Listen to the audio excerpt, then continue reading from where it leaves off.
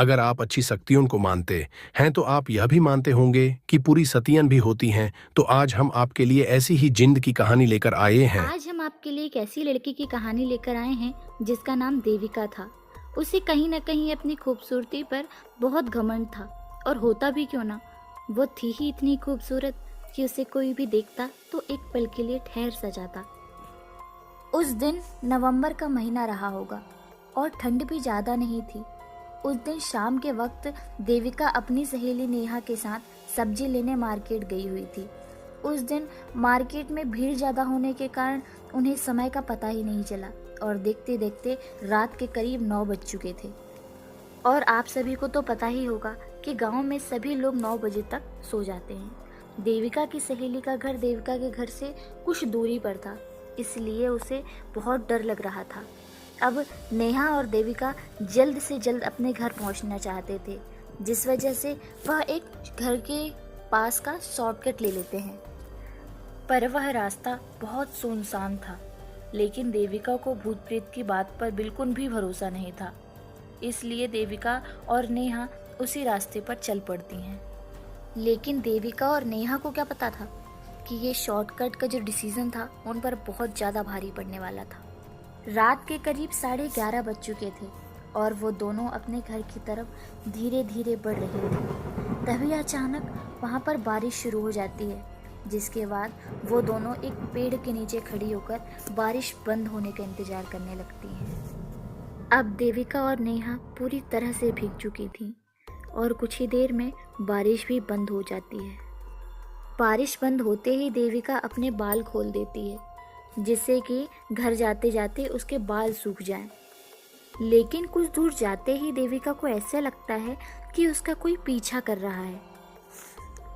लेकिन जब देविका अपने आसपास देखती है तो उसे कोई भी नहीं दिखाई देता। लेकिन अगले ही पल उसे एक लड़का दिखाई देता है जो ठीक उसके सामने खड़ा था। उसकी आंखों में एक अजीब सी कशिश थी, एक अलग तरह का अट्रैक्शन था। उसे देखते ही देविका की जान में जान आ जाती है और वह उससे कहती है, एक्सक्यूज मी, क्या प्लीज़ तुम मुझे मेरे घर छोड़ दोगे? जिसके बाद वो तीनों देविका के घर की तरफ चल देते हैं। कुछ दूर तक जाने के बाद देविका उसके घर के बारे में पूछती है, जिस पर वह लड़का कहता है, अगर तुम्हें मुझसे मिलना है तो ठीक 12 बजे के बाद तुम मुझसे मिलने यहीं पर आ जाना। दरअसल देविका को पता ही नहीं था कि वो लड़का असल में एक जिन्नात है।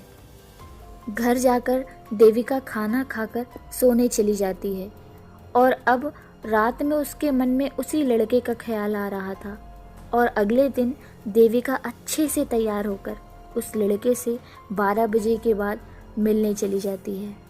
लड़का भी उसका वहीं पर उसका इंतज़ार कर रहा था। दरअसल उस जिन्नात ने देविका को अपना नाम विवेक बताया था और उस दिन के बाद से वो दोनों रोजाना रात में मिलने लगे और कुछ ही दिनों में धीरे धीरे उन दोनों के बीच में प्यार हो गया। एक दिन अचानक विवेक ने देविका से पूछा, क्या तुम मुझसे शादी करोगी? जिस पर देविका चाह कर भी मना नहीं कर पाई और कुछ ही दिनों के बाद दोनों की शादी हो गई। लेकिन अब तक देविका और उसके घर वालों को विवेक की सच्चाई के बारे में पता नहीं था। लेकिन शादी के बाद से उसके घर में अजीबोगरीब घटनाएं घटने लगी, यहाँ तक कि आसपास के पड़ोस के लोगों ने भी उनके घर आना बंद कर दिया था। लेकिन जब एक रात देविका विवेक के साथ सो रही थी तो अचानक विवेक की नींद टूट जाती है और वह घर से बाहर कब्रिस्तान की तरफ जाने लगता है।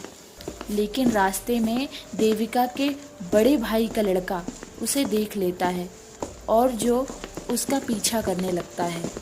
देविका के भाई ने जब विवेक का चेहरा देखा तो वह शॉक्ड रह गया, क्योंकि उसका चेहरा काफ़ी भयानक लग रहा था और वह एक हड्डी चबा रहा था।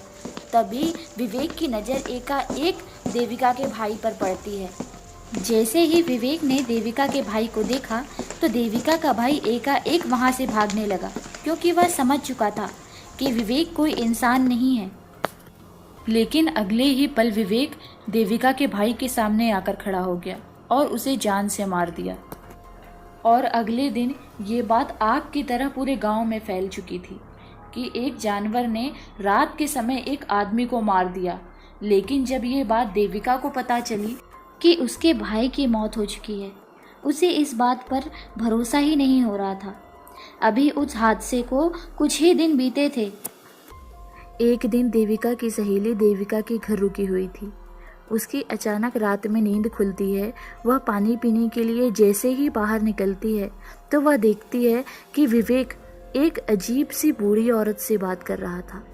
वो बूढ़ी औरत बड़ी ही डरावनी थी, लेकिन जैसे ही विवेक ने देविका की सहेली को देखा तो वह बूढ़ी औरत अचानक से गायब हो गई। पूरी कहानी के लिए पार्ट 2 देखना मत भूलना। वीडियो को लाइक एंड चैनल को सब्सक्राइब कर दो। Thank you.